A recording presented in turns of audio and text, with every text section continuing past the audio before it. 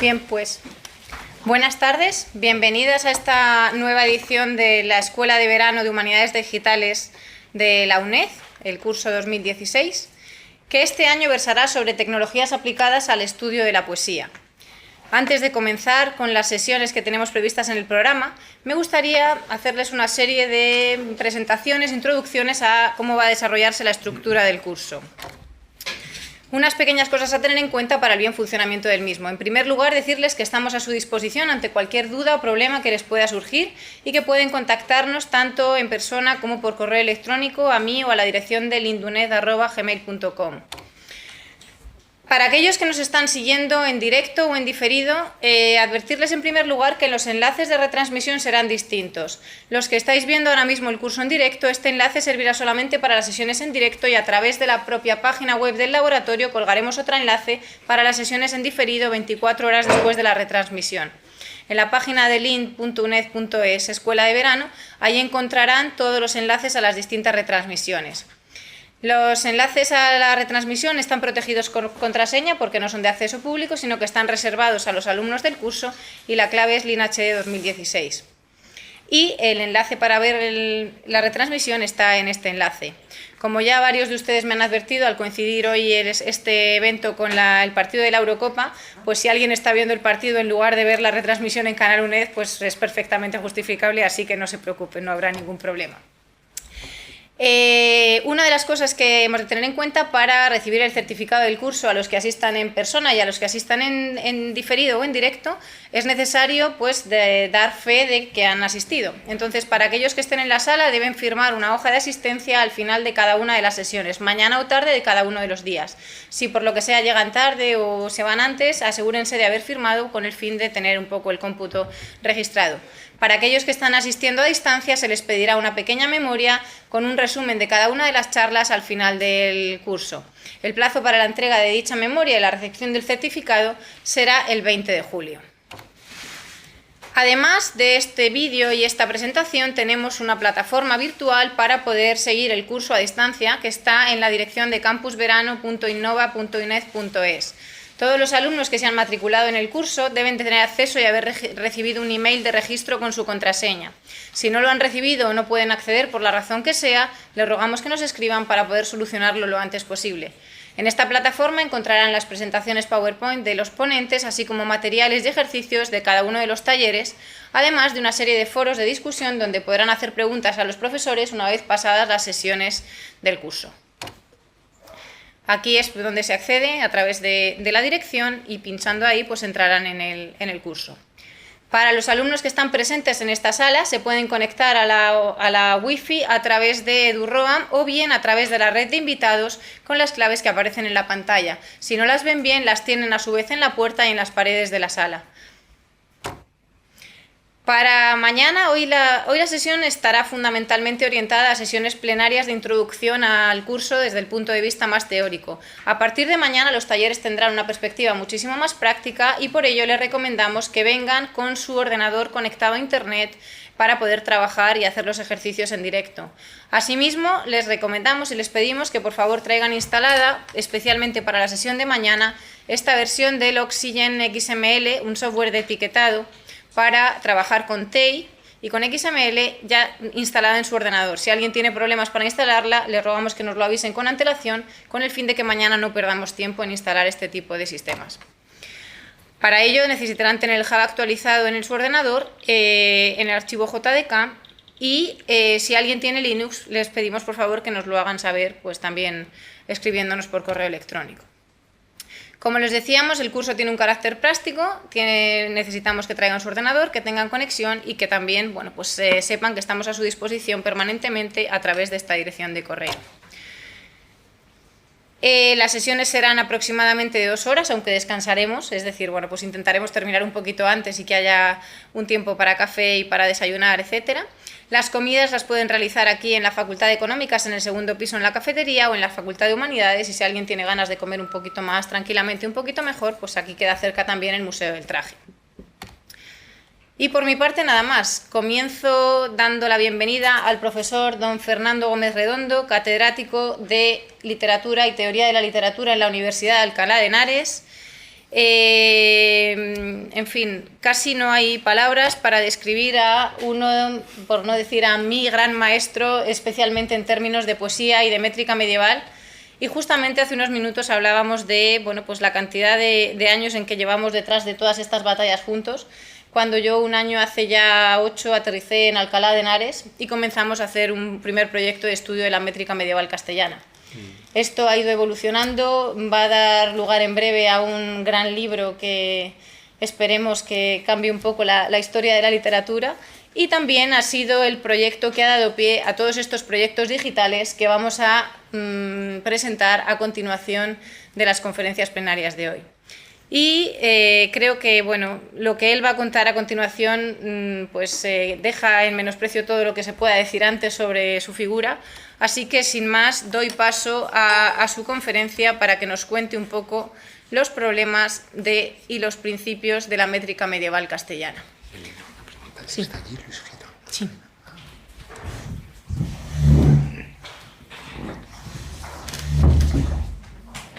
Gracias, Elena, por tu presentación y quizá por las excesivas expectativas que hayas podido generar, porque en un curso que habla sobre todo... ¿Sí? ¿Perdón?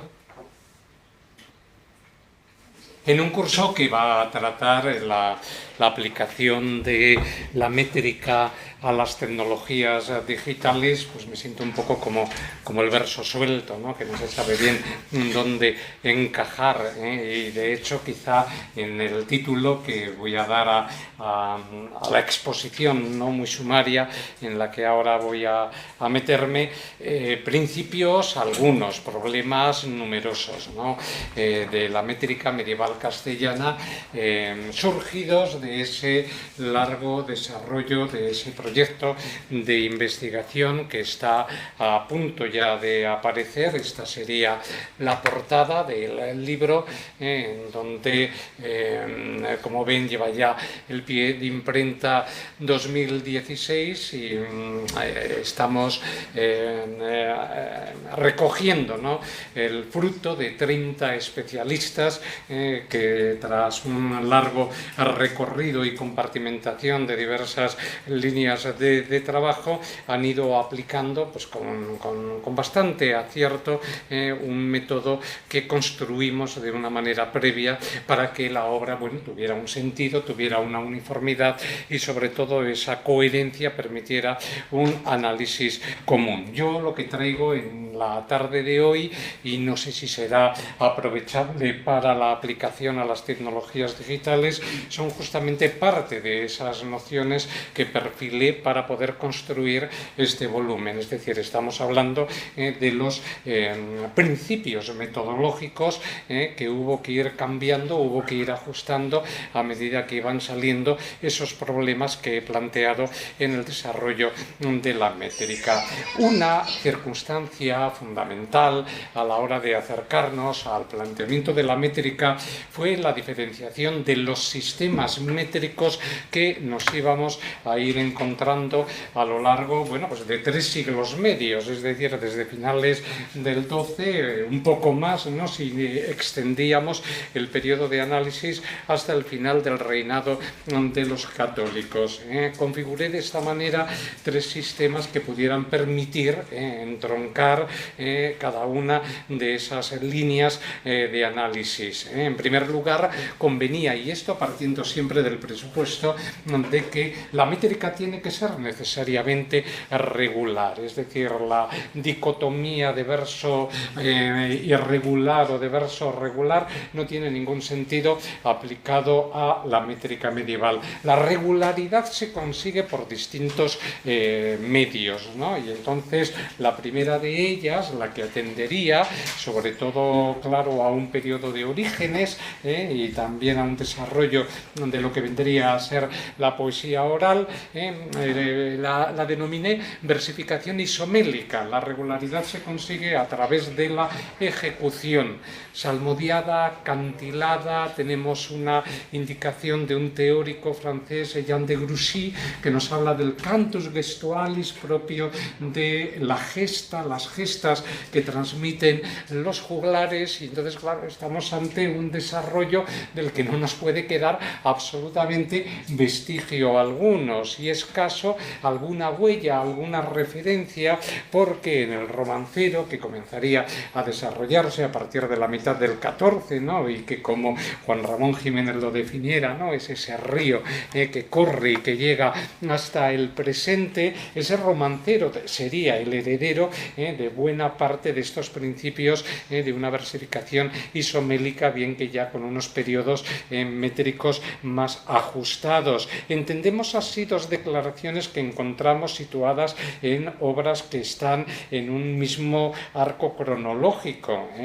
Quizá la más importante sea la de don Íñigo López de Mendoza, su Proemio y su carta, como nos habla precisamente cuando está diferenciando los distintos grados de la poesía medieval. Es que con esto no sé. Cogen la televisión, bueno, pues lo siento mucho, porque era para ir marcando con el puntero. Cuando nos habla, ínfimos son aquellos que sin ningún orden, regla ni cuento hacen estos romances y cantares de que las gentes de baja y servil condición se alegran. Ahí tendríamos entonces una línea atenida a una interpretación poética, ejecución, que don Íñigo pues no considera ajustada a las pautas de la versificación que en ese momento, circa 1446, se estarían desarrollando. 2 años antes, en 1444, en el Laberinto de Fortuna de Juan de Mena, recuerda Mena el romance de Fernando IV, El emplazado, del que se dice morir emplazado, de los que de martos ovo despeñado, según dicen rústicos, desto cantando. De la misma manera que don Íñigo nos hablaba, gentes de baja y servil condición, según dicen rústicos, establece Juan de Mena en 1444, nos está hablando de unos sistemas interpretativos que indudablemente dependen, ¿no?, de ese curso oral, vocálico, salmódico, como queramos llamarlo, para conseguir la regularidad. Esto se nos escapa, ¿no? Es cierto que en la historia de la métrica yo me he ocupado de los cantares de gesta y un compañero ha hecho el romancero. Indudablemente hemos cogido los versos pues como líneas métricas que son, pero sabiendo perfectamente que esa configuración prosódica del verso tenía que servir de soporte indudablemente para una interpretación que, más allá de los experimentos que se hayan podido llevar a cabo para reconstruirla, se nos escapa. No así el segundo sistema de versificación, que es el isosilábico y que queda ya perfectamente definido, con una datación muy difícil de establecer en la famosa cuaderna segunda del libro de Alexandre, ¿no?, el que se nos esté hablando del curso rimado, de las sílabas contadas, la gran maestría. ¿De dónde viene esa maestría? De la aplicación de las artes elocutivas, sobre todo del ars gramática, que es la que va a posibilitar el conocimiento de toda una serie de metaplasmos que van a ser utilizados para configurar una prosodia culta.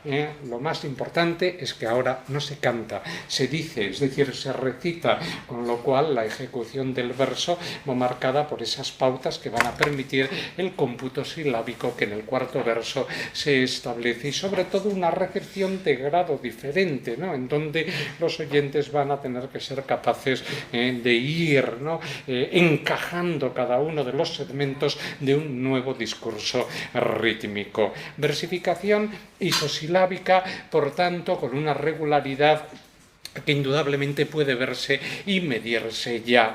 Tendríamos luego, y ya el punto de partida de este desarrollo es muy incierto, aunque nos situamos más o menos a mitad del 14, con parte del trasvase del conocimiento de las artes occitánicas y gallego-portuguesas, el proceso de la versificación isorrítmica.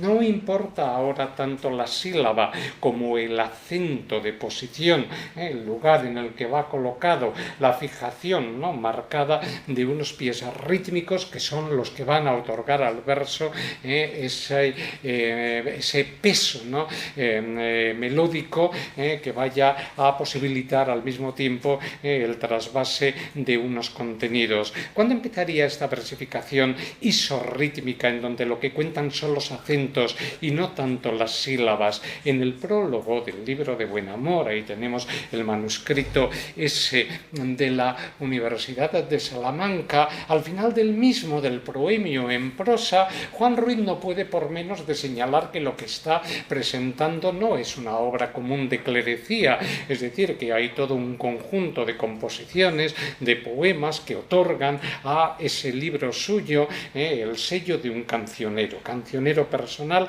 en donde se experimentan con distintos procedimientos, y así lo señala.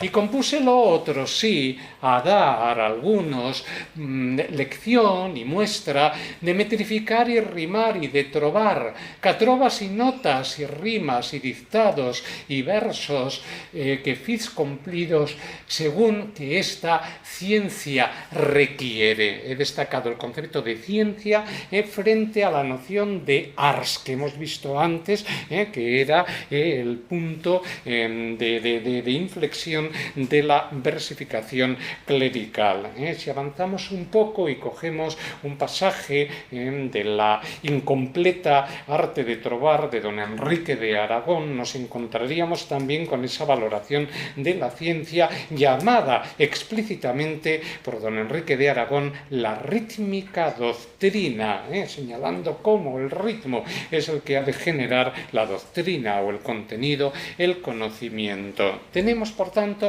tres sistemas de versificación que son los que nos permitieron ir señalando, ¿no?, distintas posibilidades para el análisis métrico. Fijamos de una manera previa también unas claves de análisis que fueran comunes al desarrollo de ese libro, ¿no?, de esa investigación. En todo momento se quiso que el libro se asentara en las nociones propias conservadas, no son muchas, pero sí suficientes al menos para darnos una idea de lo que podían tener los versificadores por una parte, los poetas, ¿no?, porque también estos dos conceptos son diferentes, en la cabeza cuando componían los versos. Teníamos gramáticas, es decir, dentro de la gramática, como hoy en día ocurre, ¿verdad?, sigue estando dentro de la sección de prosodia toda una serie de nociones relativas a la métrica, con una traslación muy importante, el Isidoro romanceado, de las etimologías isidorianas, y tenemos sobre todo la gramática sobre la lengua castellana de Nebrija, con una sección que se reveló capital porque la capacidad descriptiva y observadora que establece Nebrija, su taxonomía de versos, es indudablemente la más completa con la que podíamos encontrarnos. Todo eso, lógicamente, obligaba a utilizar otra serie de indicaciones desde el libro de Alexandre en ese proemio, ese exordio que hemos estado comentando antes, el libro de Buenamor, otros textos fundamentales, el libro de Tesoro, el libro de los 100 capítulos, en donde por algo hay un capítulo que se llama, por ejemplo, de los versificadores, dedicado especialmente, después de otro dedicado a la gramática, a todos estos problemas que estamos aquí señalando. Indudablemente eso nos demostraba que la métrica medieval se plantea las mismas cuestiones que en cualquier otro periodo, la transformación de la sílaba fonológica en sílaba métrica, es decir, hay un cambio sustancial, ¿no?, a la hora de establecer esa unidad de carácter fonético, es decir, esa sílaba métrica lleva un peso que está marcado por unos determinados acentos y entra lógicamente en un desarrollo que está ajustado a un compás melódico, ¿no?, a una serie de cadencias. Por supuesto, en la métrica medieval pudimos detectar esa conversión o transformación del sistema cuantitativo al acentual, lo describe muy bien Nebrija en su gramática, y el valor del acento rítmico para determinar los pies rítmicos. Entonces cogíamos la gramática de Isidoro y veíamos que ahí existían pues toda una serie de aspectos que nos permitían efectivamente establecer una mínima teoría, ¿no?, de lo que podían llegar a tener estos autores cultos, estos clérigos, ¿no? Que son los que en primer lugar van a configurar ese verso clerical del alejandrino. La propia definición de pie, necesariamente la unidad mínima, ¿no? Con la que podemos contar con 2 sílabas, pero se añade, si hay una sílaba es medio pie, y ese término luego será muy útil a finales del XV. La estratégica colocación de los acentos para conseguir, como dice Isidoro, el alzamiento y el ponimiento, el descenso de la voz y conseguir la cadencia melódica. La valoración musical con la que todo verso se construye siempre. Ahí tenemos una etimología preciosa. Y acento es dicho porque es cerca el canto. Es decir, luego ya Boecio, ¿no? Al que aludirá Encinas, sobre todo en su arte, con el de música, nos dará una pista, ¿no? De buena parte de estos elementos. Y quizá para mí la noción más importante de todas, cómo el verso se constituye en una línea de naturaleza fonológica diferente, porque las sílabas pesan de otra manera, y esa noción de peso, ¿no? La podemos encontrar en algunas indicaciones, en textos, por ejemplo, del propio Isidoro, cuando diferencia, dice, hay un agudo acento porque alza la sílaba, hay un acento grave que quiere decir pesado, ¿no? Es decir, que hay una bajada de tono, ¿no? Para que el otro pueda llegar a destacar. Pero mucho antes, en ese libro de los 100 capítulos, nos encontramos aquella es nobleza durable, la que es contada por versos rimados, es decir, con una estructura rítmica, y pesados, ¿no? Es decir, con unas determinadas cadencias. Y por eso cuando avanzamos al proemio de don Íñigo, nos damos cuenta de la diferencia que establece entre estas 3 operaciones métricas, compuestas, distinguidas y escandidas por cierto cuento, peso y medida, es decir, el cómputo silábico, el peso rítmico, para configurar la regularidad de cada uno de los versos.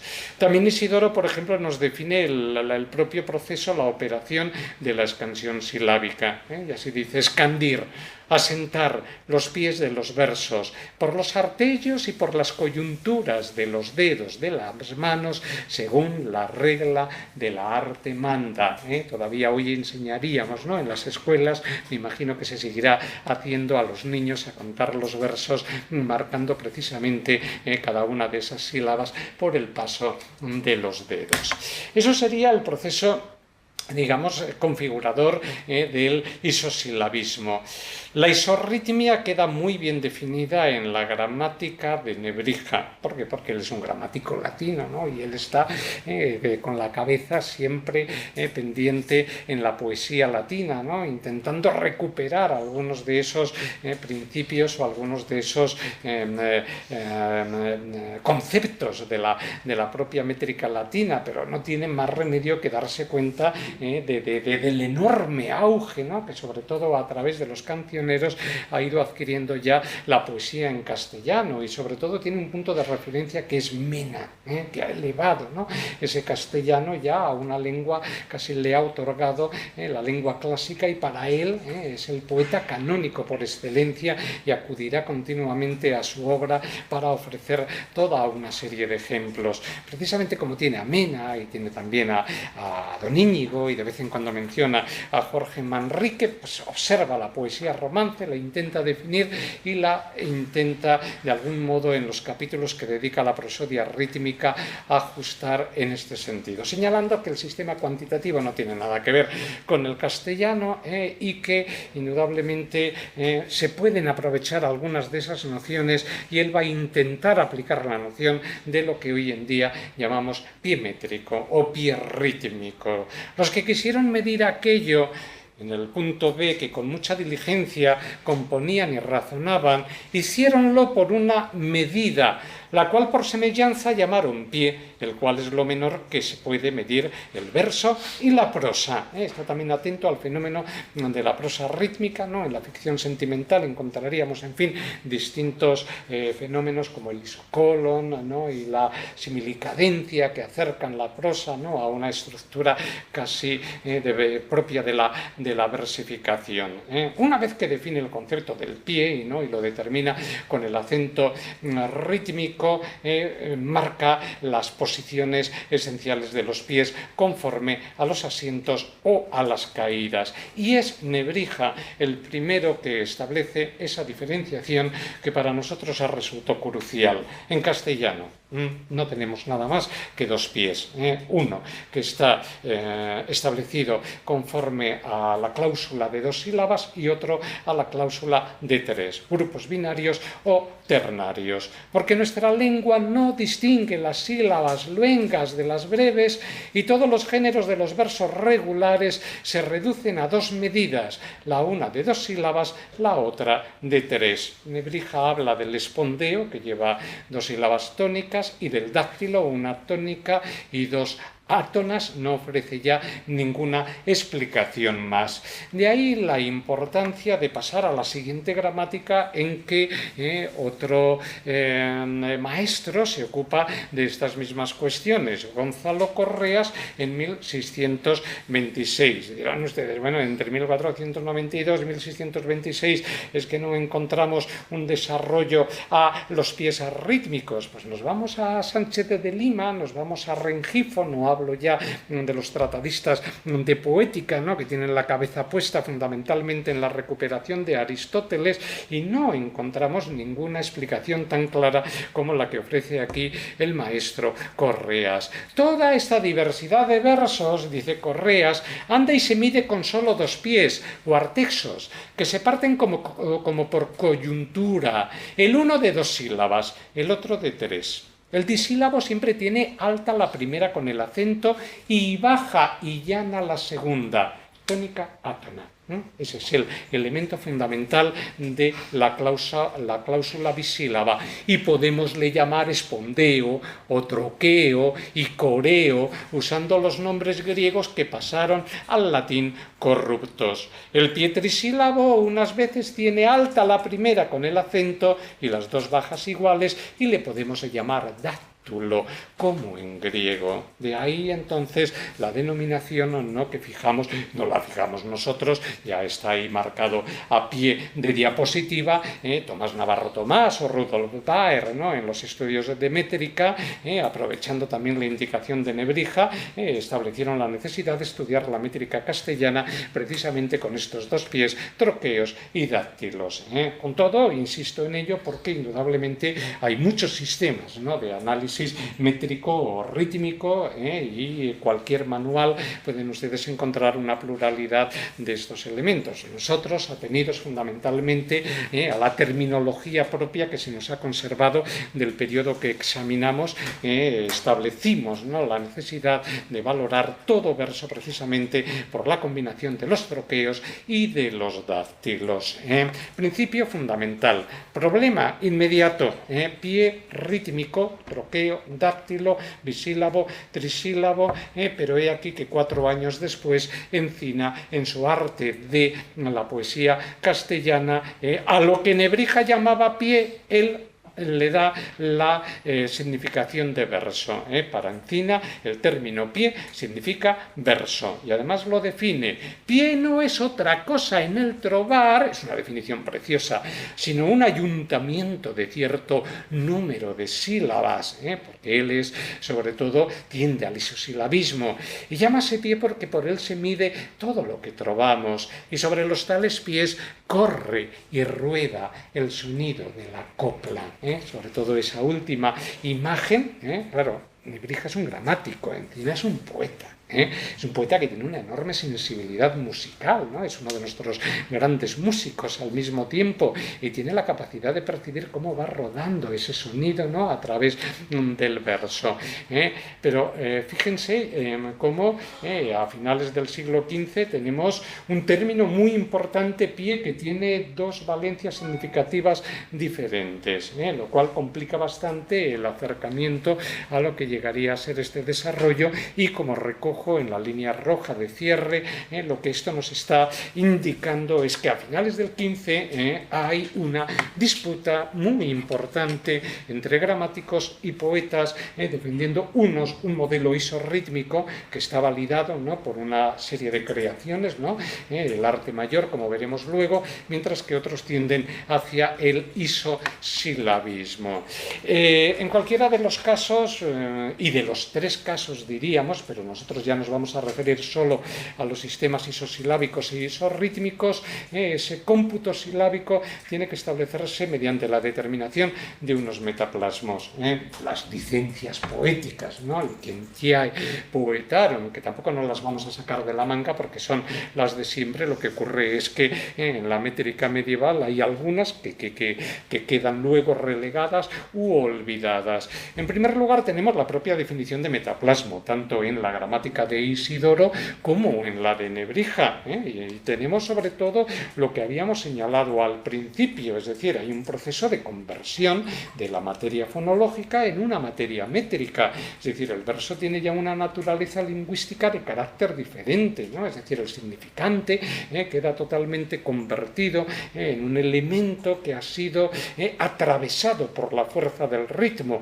mudado y alterado, ¿no? Y eso es lo que va a permitir que expliquemos lo que llama Isidoro transformamientos o lo que llama Nebrija mudanza de la acostumbrada manera de hablar. Por eso el verso tiene que leerse con otras entonaciones distintas, melódicas, ¿no? Acompasadas a ese sonido que rueda por el interior del mismo. Sí podríamos ver la diferencia de los metaplasmos que se ponen en juego en la versificación isosilábica de la poesía clerical, de la clerecía, que está marcada fundamentalmente con el predominio de la dialefa, es decir, no se admite la unión de las vocales. Podemos encontrar compensaciones, sinafías para ajustes de sílabas en el interior del verso o entre versos y sobre todo desplazamientos acentuales, como ahora indicaremos, pero en los cultismos. ¿Por qué? Porque es una poesía fundamentalmente de carácter narrativo, moral, doctrinal, en donde se busca una recta comprensión. Está bien incidir en algunos aspectos, pero tampoco se trata de una versificación en donde el poeta se permita muchos alardes que puedan llegar a complicar el proceso de entendimiento del poema. En la versificación isorrítmica ocurre todo lo contrario, es decir, el receptor tiene que estar dejándose arrastrar por esa fuerza del ritmo para poder captar el propio contenido. Lo dice muy bien Villena en el arte de trovar, ¿no? Cuando habla de ese traspasamiento, ¿no? De los sentidos que se producen del verso cuando son leídos de manera correcta. Es curioso, pero en el proceso de la versificación isorrítmica se va perdiendo la tendencia dialéfica y va ganando el cómputo sinaléfico. En el libro de la historia de la métrica, este es uno de los capítulos cruciales desarrollado por Vicente Beltrán con una serie de ejemplos que ha ido demostrando cómo fundamentalmente en la segunda mitad del XV, sobre todo a partir de Santillana, por el magisterio que ejerce, nos vamos a encontrar una versificación de carácter sinaléfico y sobre todo la aplicación de lo que Nebrija llamaba presupuestos para definir estos esquemas de isorritmia, que básicamente atienden a desplazamientos acentuales, que siguen existiendo hoy en día. Esto que estoy yo ahora mismo aquí planteando de versificación isosilábica o isorrítmica, todavía en algunos periodos, como por ejemplo en el caso del modernismo, podríamos encontrarlo claramente. El alejandrino a la francesa, tal como lo desarrollan Rubén, Juan Ramón, etcétera, tiende a procesos pasos de ejecución rítmica que obligan precisamente a estos desplazamientos acentuales. No hay tiempo para ofrecer ejemplos, así que me limito a lo que tenemos señalado por Nebrija en su gramática. Tenemos entonces el proceso de éctasis o de diástole cuando el acento pasa a la sílaba siguiente, y sístole cuando se retrasa. Por ejemplo, con toda la otra mundana máquina. No diríamos máquina, ¿no? Sino que ha habido un desplazamiento en donde se gana la sílaba anterior, ¿no? Posterior serían los casos que tendríamos ahí.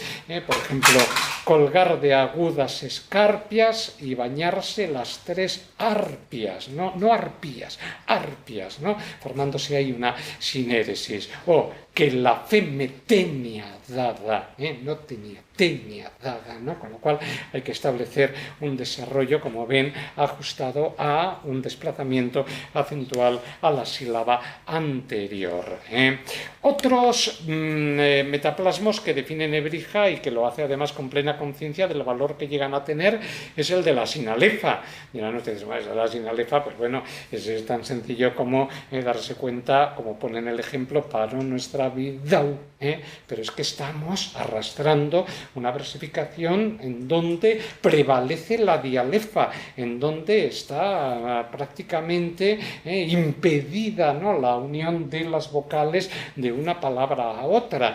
Tan importante es para Nebrija la sinalefa que le dedica un capítulo especialmente, un epígrafe, ¿no?, porque quiere advertir de cómo este fenómeno, ¿no?, está definiendo una manera de decir poético enteramente distinto al anterior. Entonces él lo llama, ¿no?, como ahogamiento de vocales, el modo en que quedan conjuntadas varias vocales, y Encina pues no se diferencia en este caso de Nebrija, y establece, dice, pueden ser más en cantidad cuando una dicción acaba en vocal y la otra que se sigue también en el mismo pie.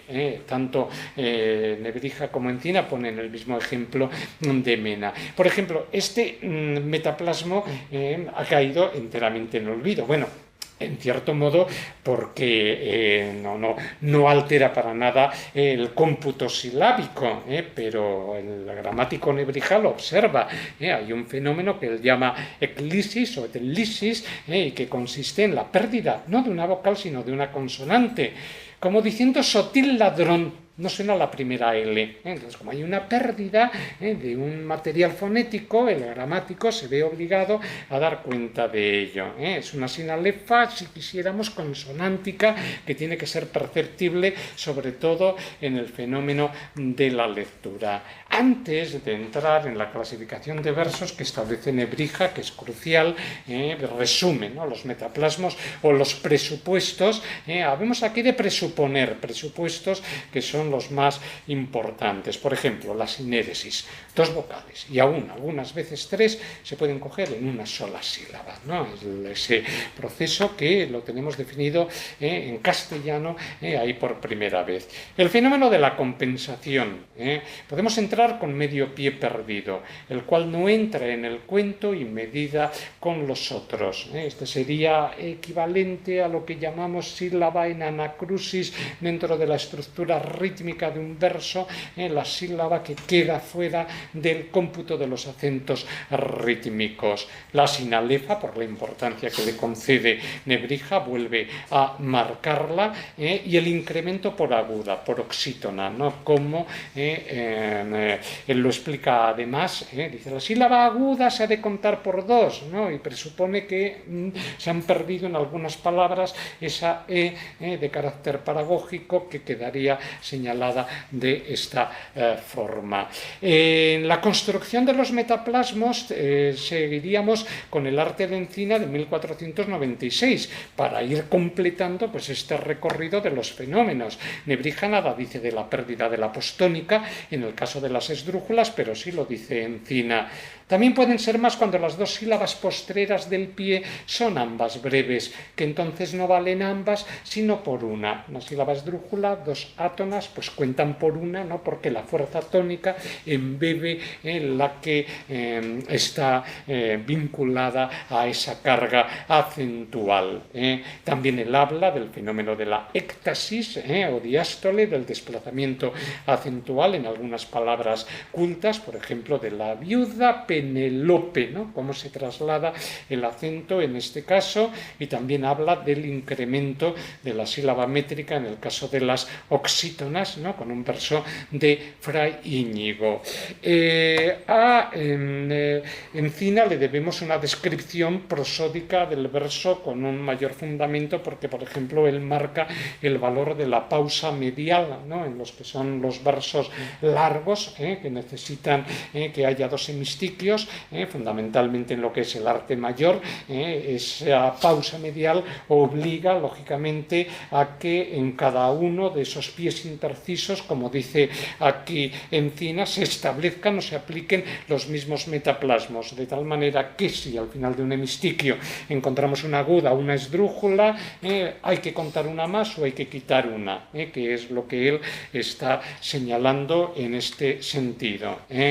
Bien, vemos por tanto que la construcción de ese cuadro de metaplasmos que acabamos de establecer la tenemos ya más o menos articulada a finales del siglo XV. Muchos de ellos estaban establecidos en la gramática de Isidoro, pero lo importante era la apropiación, ¿no? Por parte de los autores castellanos o de un gramático que está pensando en el romance, en la lengua castellana, y que ha validado de una forma práctica en la incorporación de los mismos.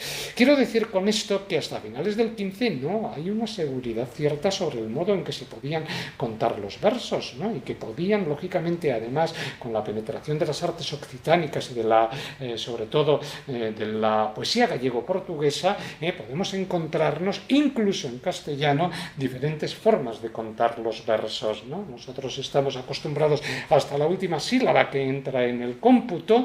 Pues bien, hay algunos poemas iniciales de la poesía cancioneril, estudiados también por Vicente Beltrán, que aplican el cómputo gallego-portugués y que por tanto paran en la tónica. Última tónica, ahí esa es la medida, como en francés como en italiano, es decir, estamos ante unos modelos que, como vemos, confluyen en distintos aspectos. Hay que esperar, porque no tenemos ningún tratado más, hasta finales del XV. Fue una pérdida lamentable, desde luego, la desaparición de una arte en verso de la métrica que había escrito Juan de Mena, que lo tenemos en el Registrum de Fernando Colom establecido, y no tenemos nada más que ese dato, ¿no? Porque Mena, que es el que lleva, ¿no?, hasta sus últimas consecuencias todo ese proceso de la versificación isorrítmica, indudablemente hubiera fijado a mitad del XV unas pautas muy importantes que tenemos que ver luego establecidas en este periodo que estamos aquí marcando. Bueno, metaplasmos, y quería sobre todo valorar la construcción de los versos medievales, cómo funcionan, cómo se van consolidando a través de los distintos experimentos.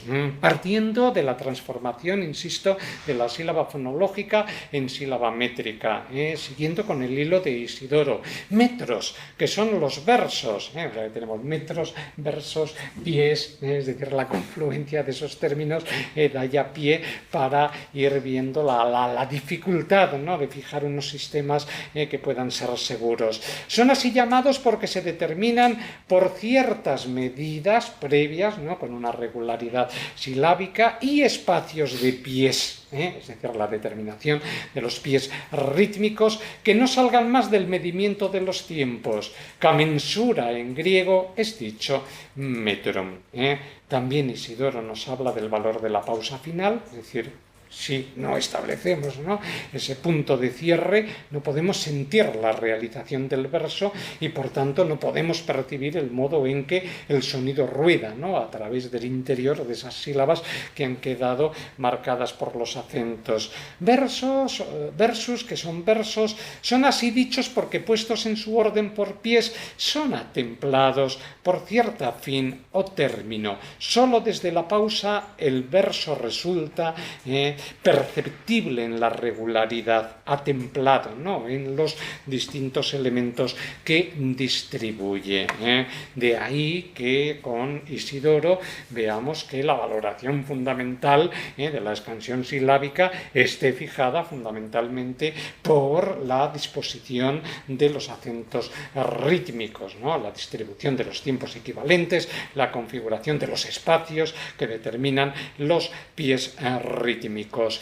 La nomenclatura que establece Isidoro para los versos no nos sirve, porque lógicamente es la propia, ¿no?, aunque estamos en el romanciamiento y algunos aspectos de estos se están ajustando al momento en que tuvo que llevarse a cabo este romanciamiento, que se han manejado dos, periodo alfonsí o finales del XIV, que tiene que ser lo más cierto, ¿no?, por la contextualización de algunos de los términos. Vemos que la nomenclatura de Isidoro pues es la que estaba en las etimologías, es decir, de los pies son llamados los metros a los versos, así como dactílicos, iámbicos, trocaicos, que del troqueo nace el metro que se llama trocaico. Bueno, todo es una búsqueda, ¿no?, de aplicaciones etimológicas en la que establece Isidoro.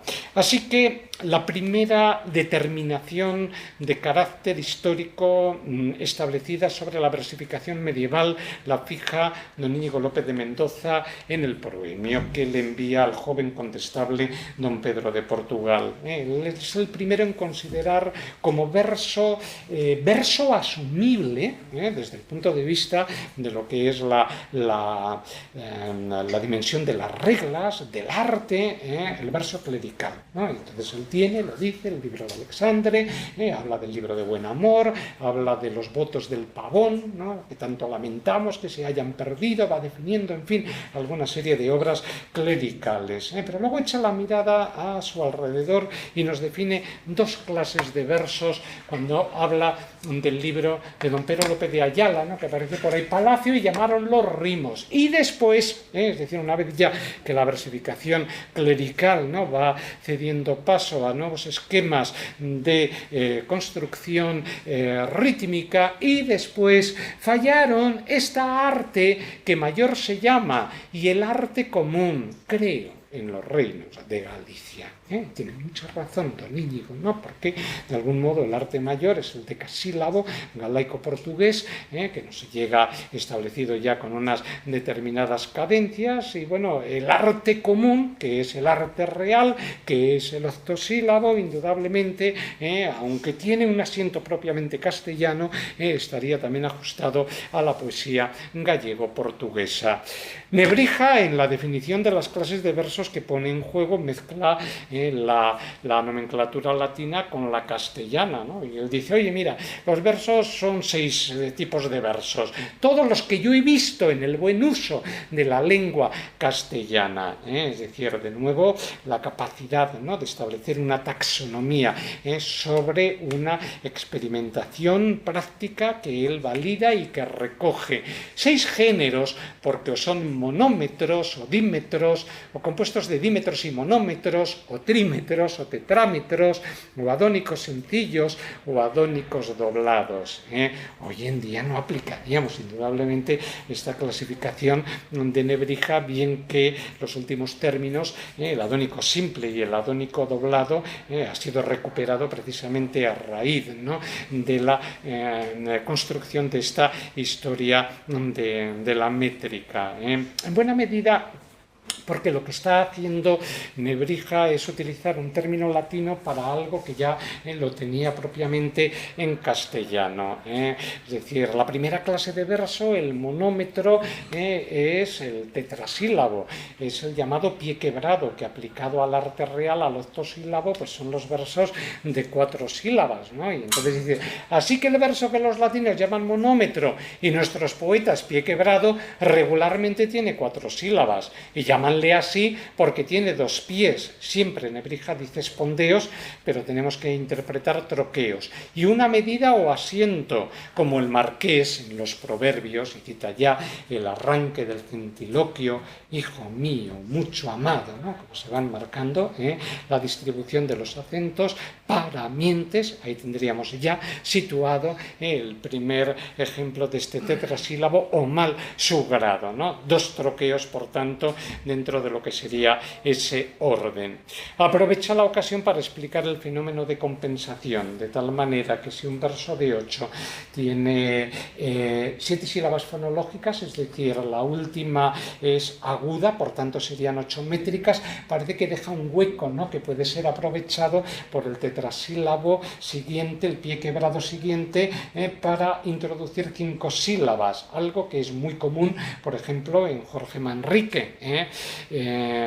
Un Constantino en la C, que es una palabra oxítona, tendríamos un desarrollo de 7 más 1, pero ese más 1 que mantenía, se aprovecha con ese término, esa sílaba que queda compensada de esa forma. Bien.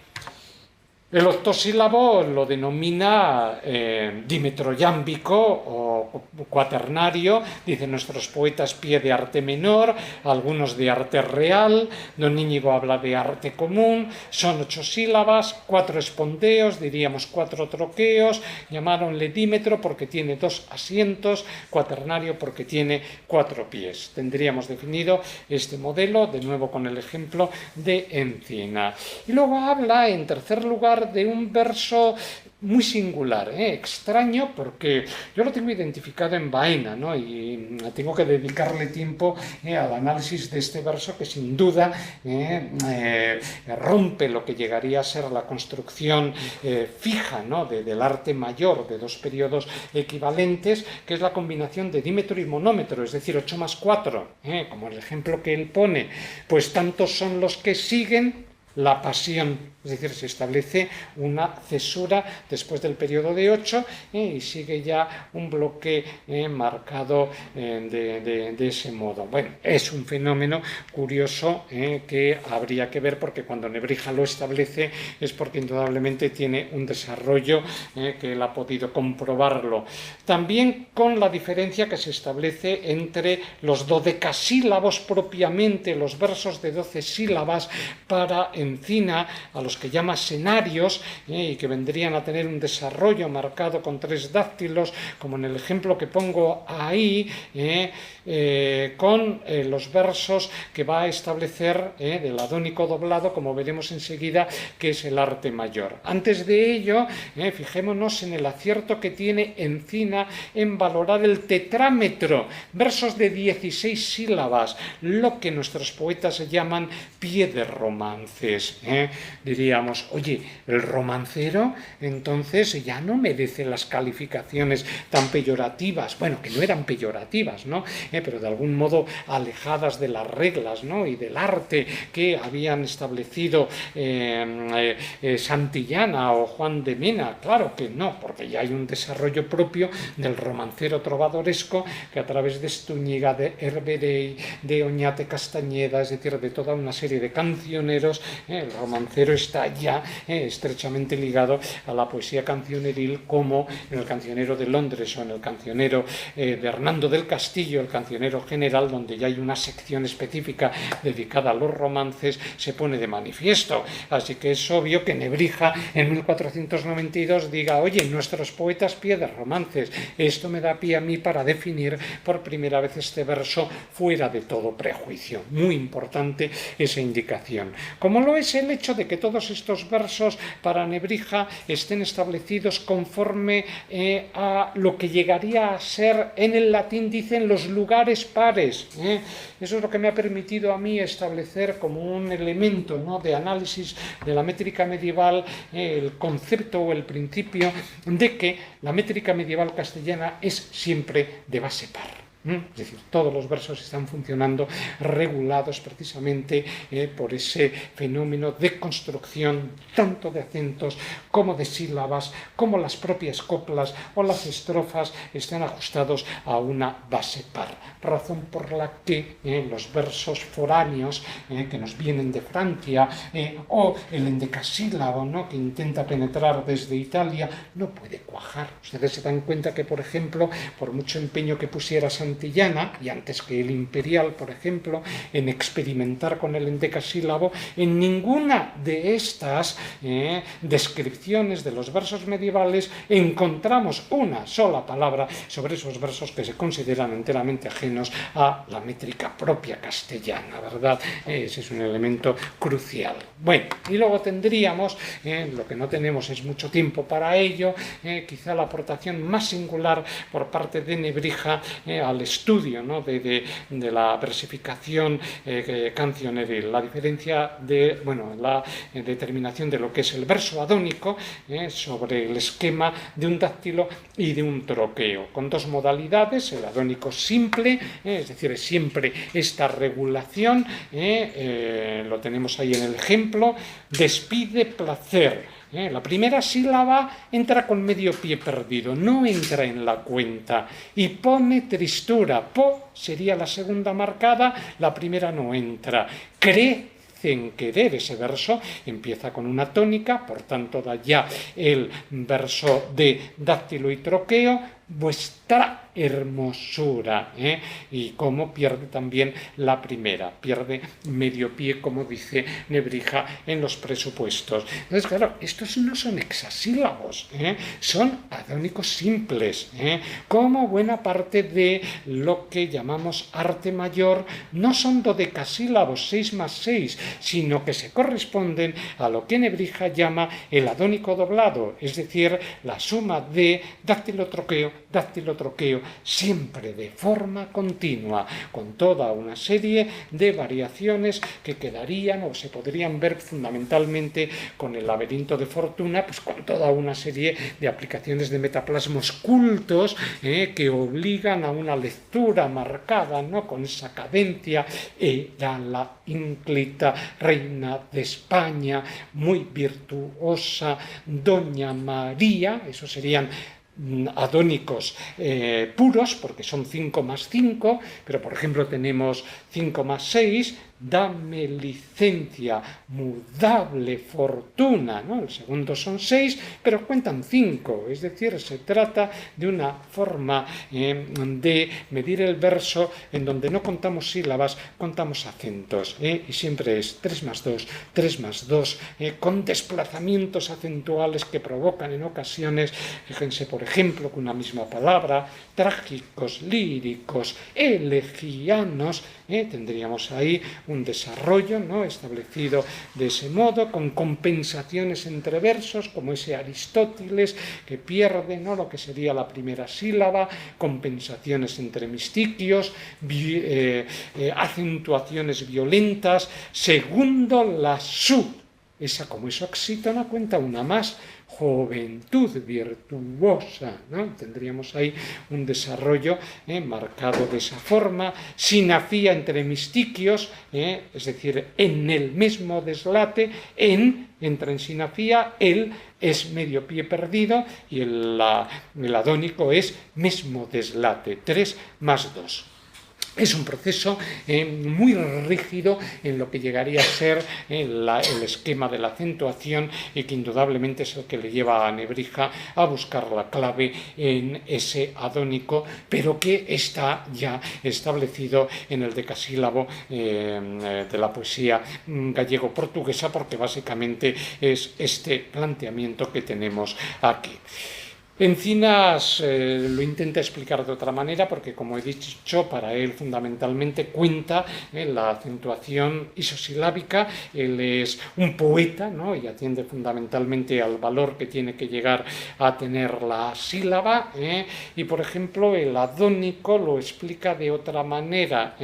Él dice: ¿cómo que se pierde medio pie al principio? No se pierde. Si encontramos, por ejemplo, este esquema, que en su poesía se produce de una manera muy continua. Él dice, como esta es tónica, cuenta una más así, no una más hacia adelante, como sería, por ejemplo, en la oxítona, sino para completar lo que sería la pauta de las 6 sílabas. Lo que indica que a finales del 15, entre gramáticos y poetas, había más que palabras a la hora de establecer la evaluación rítmica de los versos. Bueno, llegando ya al final, dejo esto, quiero señalar unas conclusiones de los datos que he puesto en juego. Sobre todo, insisto en que no tenemos una seguridad sobre el proceso de la métrica castellana hasta finales del 15. Tendríamos que contar con esa arte perdida de Mena, por eso la pongo con asterisco, pero Encina y Nebrija, tanto uno como otro, señalan que antes que ellos nadie se ha ocupado de estos asuntos, o sea que no tienen noticia de que otros hayan planteado un estudio, una evaluación prosódica como la que llegan a fijar. Si me preguntan ustedes por los versos medievales, les diré, es tan sencillo como señalar que solo hay 3 módulos rítmicos que pueden llegar a contar y que son considerados, por tanto, conforme a estas artes o reglas. El verso clerical, que lo valora Santillana, que luego será sustituido por el arte mayor, que tiene 2 posibilidades de desarrollo, adónico doblado o dodecasílabo, y el arte real o común con los quebrados, es decir, el octosílabo. Toda métrica medieval, como hemos indicado, es de base par, y eso es lo que impide que se aclimaten en castellano y, sobre todo, a lo largo del 16, bien lo saben ustedes, la polémica entre los castellanistas y los italianizantes, que llegará hasta finales de la centuria, que es continua en la defensa de modos de decir que no suenan bien para unos, mientras que otros creen que la versificación castellana es muy artificial. Como último punto, sí que quiero distinguir que los 2 versos quizá más importantes, porque son los que se mantienen después de la Edad Media, son el arte mayor y el arte real. Encontramos todavía, dejando de lado la poesía modernista que recupera buena parte de estos planteamientos, arte mayor hasta la mitad del 17, con otros planteamientos, 6 más 6 fundamentalmente, pero con 5 más 5 métricas todavía hasta 1520. Y por supuesto el arte real es el octosílabo, ¿no? Es decir, es el verso más importante que se va definiendo poco a poco en la literatura castellana, que adquiere ya carta de naturaleza propia de un modo de decir castellano en el reinado de Alfonso XI. Es el verso puramente castellano y por eso se elige fundamentalmente para el poema de Alfonso XI, que es un intento de aclimatación de la épica culta, para cantar las hazañas de ese monarca. Bueno, básicamente estos son un poco los principios y los numerosos problemas que plantea la métrica medieval.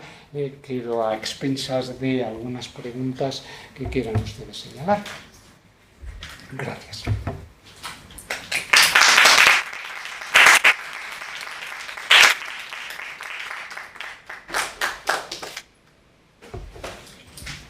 Bien, pues muchas gracias, profesor Gómez Redondo. Damos ahora un turno de palabra a los asistentes, tanto a través de la plataforma como a los que están en la sala, para que después de, pues de haber escuchado todo esto puedan plantear así las primeras dudas que surjan, que luego podrán plantear después en el foro. Pero bueno, aquí dejamos 5 minutitos para todo aquello que ha quedado así pendiente. Sí, en el libro este que se presenta, más o menos, ¿de qué años y qué años se han...? Pues nos hemos movido desde finales del 12, auto de los Reyes Magos, porque hay un capítulo dedicado al teatro medieval, hasta 1500, hasta la muerte del católico 1516, ¿no? Básicamente esa es la pauta, 3 siglos y algún decenio más. Digamos que es la visión más completa, ¿no? No porque esté yo detrás, sino porque ha habido 30 compañeros, ¿no?, que pacientemente han estado trabajando, y en esta sala se encuentran 3 personas que han trabajado en ese libro con mucho afán.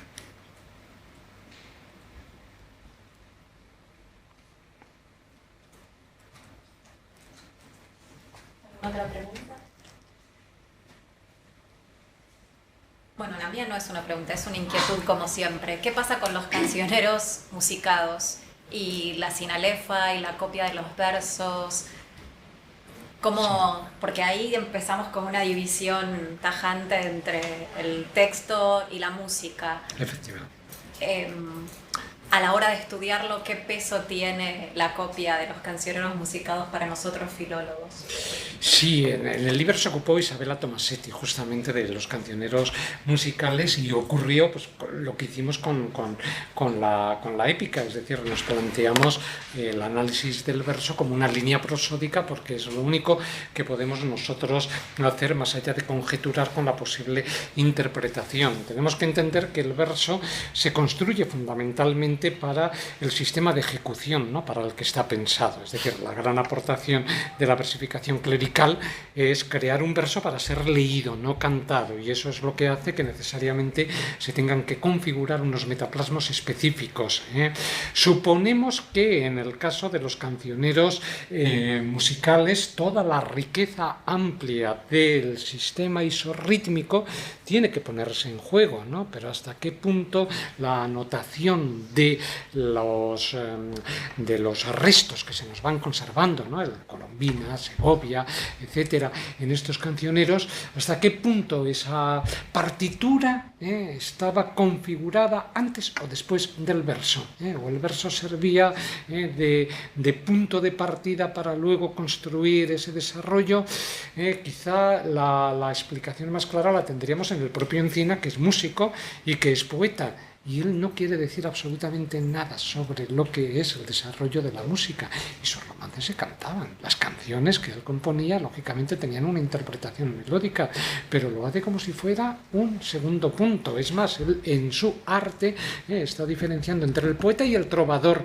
Y al trovador, que es el que canta, lo pone en segundo lugar, ¿no? Seguramente porque cada uno, conforme a su escuela, a su canon, a su proceso interpretativo, lo haría como quisiera, ¿no? Entonces no tenemos, vamos, yo no he profundizado luego en algunos otros libros de Pisador, ¿no? De algunos de estos músicos, unas pautas claras para poder establecer la incidencia de la notación musical sobre la propia construcción del verso. No sé si tú estás trabajando con ello, Jimena, ahora. Un poquito. Sí. Sí, yo he llegado a la misma conclusión. Sí, es interesante, por ejemplo, pensarlo en otras tradiciones, por ejemplo la de los trouvères, donde por ahí los trouvères siguen trabajando muchísimo en la cuestión melódica y el texto, Guillaume de Maillot, por ejemplo, sí. Pero nuevamente, a pesar de que no tenemos una teoría sólida que nos esté indicando qué viene primero, si el texto o la melodía, para Maillot también la copia en algún punto, los textos que están, digamos, de su mano nos indica que primero estaba el texto y luego estaba la notación melódica. Lo que pasa es que, bueno, evidentemente trabajamos siempre con hipótesis, a ver si estamos reconstruyendo esto, o si para los músicos, cuando ya se escinde esto, si realmente hay una apreciación diferente del texto y el texto cantado, bueno, ya son las hipótesis que podemos en este momento establecer. Pero pues mucho ánimo. Lo necesitas. ¿Alguna pregunta tenéis? Sí. Yo tengo una pequeña pregunta. En esta tipología de versos castellanos, ¿hay una mayor posibilidad de buscar sinalefa en, por ejemplo, en el verso clerical y el verso mayor? Sí, la cuestión es muy simple. A partir del 15, de la mitad del 15, predomina en la versificación el cómputo sinaléfico, es decir, se practica la sinalefa. Sí. Hasta la mitad del 15 predomina la dialefa. La versificación clerical es casi corriente, pero no siempre, porque habría que coger, además lo malo de la versificación medieval y de la métrica es que estamos hablando de procesos de transmisión muy difíciles, ¿no? Es decir, que tengamos 3 manuscritos del libro de Buen Amor, pues bueno, es una fortuna, ¿no? Pero cogemos, ¿y qué seguridad tenemos de que esos versos han estado copiados conforme eran? Eso es lo que ocurre, pero en la versificación clerical el cómputo es dialéfico seguro. Ebro y llega hasta Santillana. A partir de Santillana, su huella sobre todo, Gómez Manrique no, me parece que Vicente estableció que todavía era dialéctico, ¿verdad?, la fijación de su poesía, pero a partir ya de Santillana es inaléfica. Y tanto es así que Nebrija le dedica un epígrafe, es decir, ojo, que este es el fenómeno más peculiar ahora mismo de la versificación medieval. ¿Y no es posible, por ejemplo, de identificar, yo no lo sé, pero grupos vocálicos que tendan, ¿cómo se dice?, más solente, más ¿cómo se dice en español? Più spesso. Frecuentemente, más frecuentemente de ser asociados con sinalefa que otros grupos. En los octosílabos, fundamentalmente, el arte real obedece a una versificación en que predomina la sinalefa. En cambio, el arte mayor, sobre todo en el caso del adónico doblado, que está tan ajustado, ¿no?, a dáctilo troqueo, ¿no? Pues ahí indudablemente es donde podemos encontrar estos desarrollos marcados. Hay que tener en cuenta también el fenómeno de la F o de la H, que de algún modo marca no lo que es una dialefa, sino una separación de sílabas que, por ejemplo, todavía encontramos en San Juan de la Cruz, pongamos por caso, ¿no?, y que de algún modo se piensa que eso es una dialefa y no lo es, sino que están sonando estos sonidos. Es decir, hay fenómenos fonéticos o rítmicos que están también atenidos a la propia evolución, ¿no?, de las palabras en castellano.